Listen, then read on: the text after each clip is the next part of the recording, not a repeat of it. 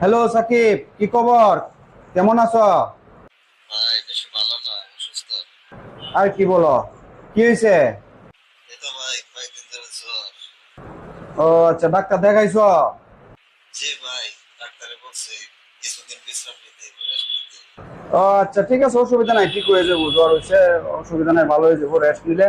তো ভাই, তোমার আমি যেটা লাগে ফোন দিছি, আমার কাছ থেকে যে টাকাটা নিছিলা, ধার যে টাকাটা নিছিলা, ওই টাকাটা দরকার, খুব জরুরি। টাকাটা কবে দিবা?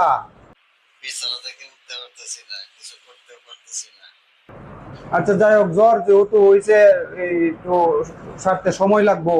তো এখন বিষয়টা হয়েছে, আমি যেটা বলছি, টাকাটা খুব দরকার ভাই, টাকাটা আমার লাগবো। টাকাটা কবে দিবা? ডাক্তার বলছে ভালো হইতে কিছুদিন টাইম লাগবে। ভাই, আমি তোমার কথা তো বুঝতেছি, তুমি কি আমার কথা বুঝতেছো না?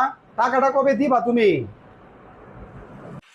বাসায় কেউ নাই ভাই, কোন তারা কাশি দিয়ে নেই।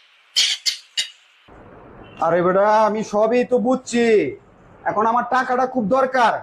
তুমি এত কাহিনী শুরু করছো কেন? তোমার আমার টাকাটা কবে দিবা সেটা বলো।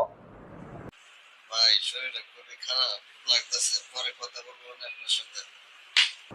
আরে ভাই, তুমি তো ফাইজলামি শুরু করতেছো কেন? আমি তোমারে টাকা দিছি ভাই, টাকা নেওয়ার সময় তো কত মধুর মধুর কথা বলছো। তো কয়েকদিনের মধ্যে দিয়ে দিবা। এখন কতদিন হয়ে গেছে ভাই, টাকাটা আমার খুব জরুরি দরকার।